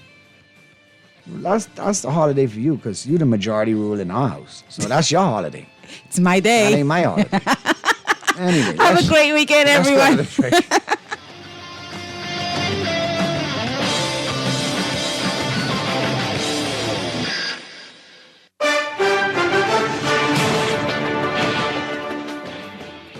John Shoes and Accessories is your one-stop shop for all your footwear needs. You will find what you're looking for among the growing collection of classic and trendy styles with new arrivals every week. John's Cupboard has great prices, helpful and friendly customer service. Your experience shopping with us will be time well spent. Shop with us online at www.johnshoes.com. John's also now carries small home appliances. So come on into John's, located on Rosetta Street in Palmdale and Carmichael Road West. John's, we put fashion at your feet. Crunch boring lunches and enjoy real food at a real good price with KFC's value deals. For $5.95, you can get a famous bowl and drink or a one-piece chicken box. For max value, grab a value box. That's a piece of our iconic chicken, nuggets, cheesy mashed potato, a buttery biscuit, fries, a dessert biscuit, and soda, all for just $9.95. KFC value deals have got the crunch that you're looking for. KFC knows value, and it's finger-licking good. You're listening to Talking Heads with Naughty and Mary Jane. Only on Guardian Radio, 96.9 FM.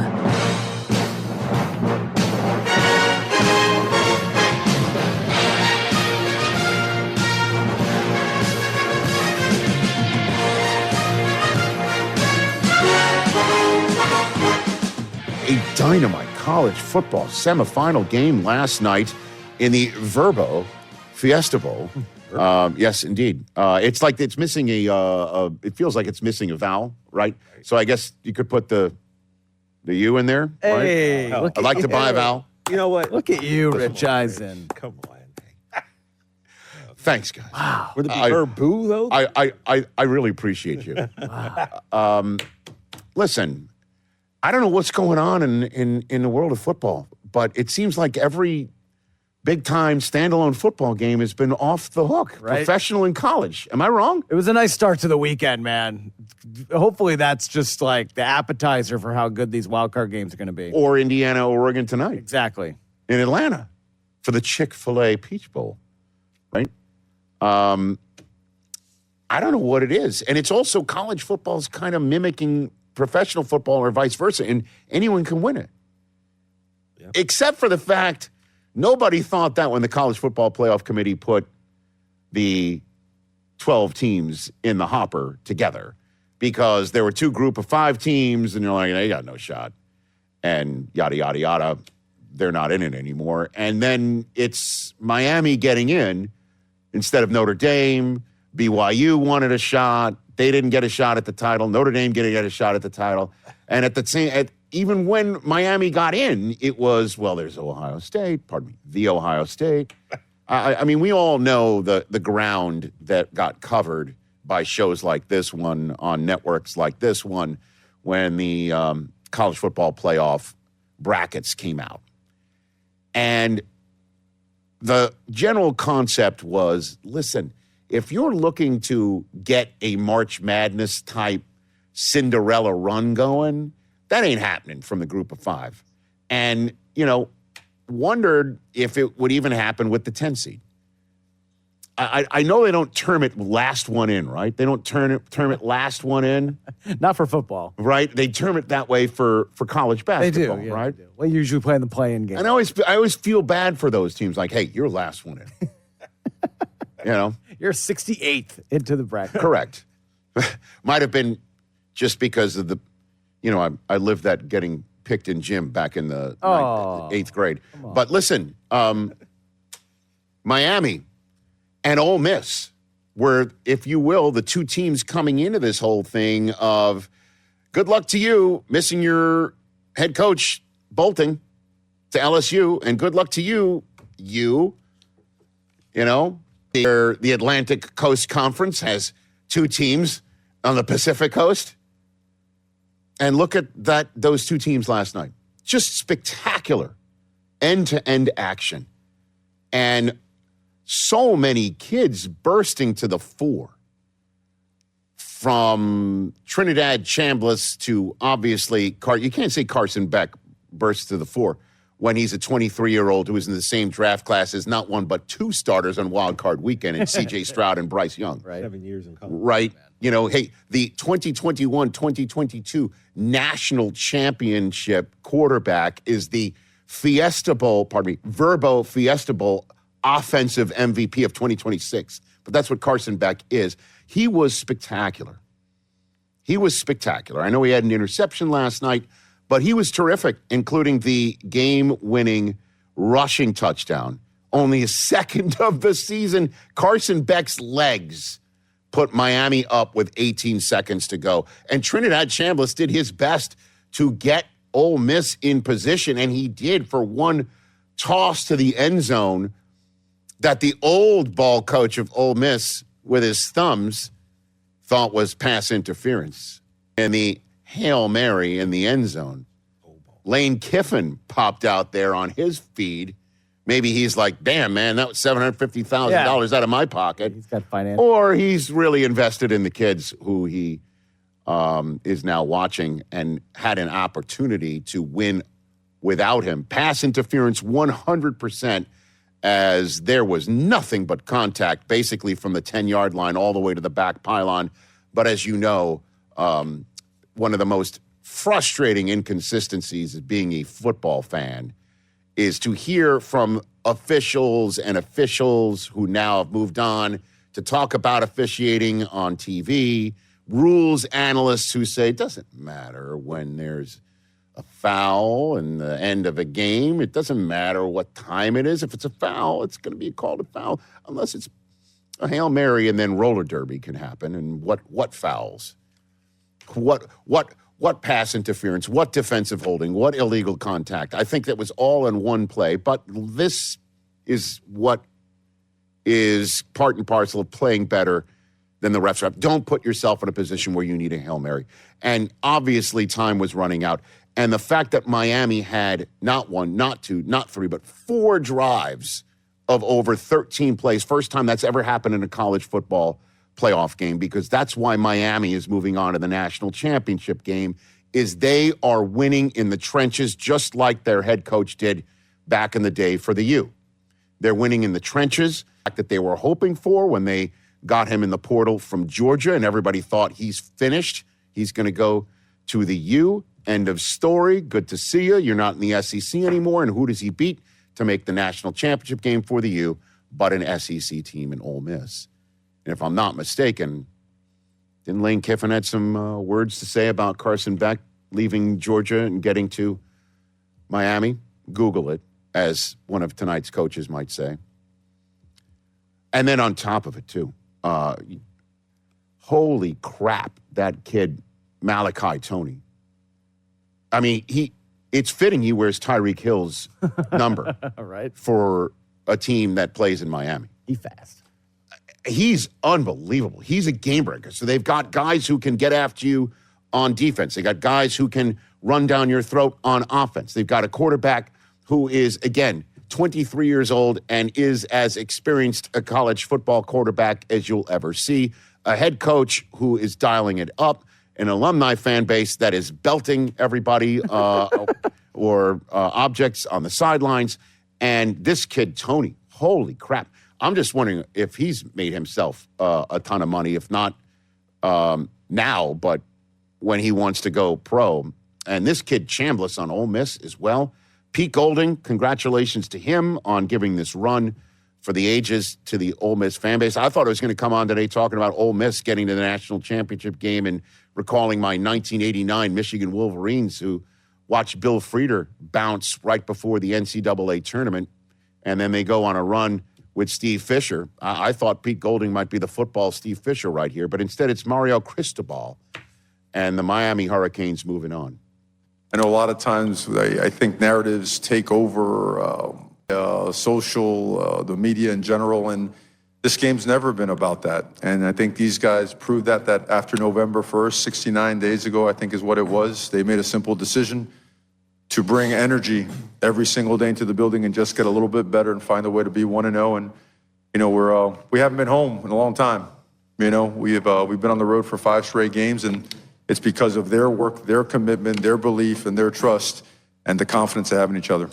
And they're going home, because that's where the national championship game is, at Hard Rock, home of the Miami Hurricanes.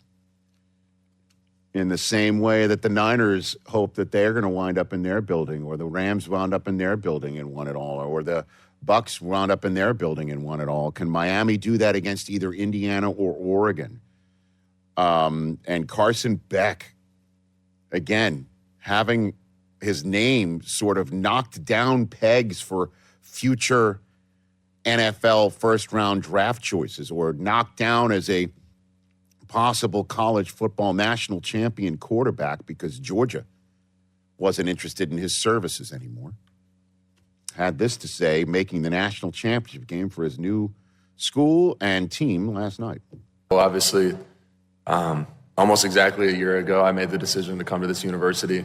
I remember me and Coach Chris Ball talking on the phone for the first time. I was sitting in Jacksonville in my house, in my room, and I just had a big smile on my face, and he had a big smile on his face, and he said, let's get to work. We really banded together and showed that we believe in connection, that we don't just fake it, that this team is really a family. And if our team really wasn't like that, I don't know if this win happens tonight. You know, we really band together, we believed in each other, and we never flinched in the face of adversity. All right, here comes Indiana or Oregon. We'll find out who it is, and as for Ole Miss, we will see them in future years with Pete Golding as their head coach. Looks like Trinidad Chambliss for one more year, unless... Why would he want to play one more year in college? This dude is NFL ready. I looked at him, and I understand he's listed at 6'1", might be on top of a phone book. We'd see it as the future combine, but he's got a lot of old school rust in him, man. He's really, really Gamer good. throws a good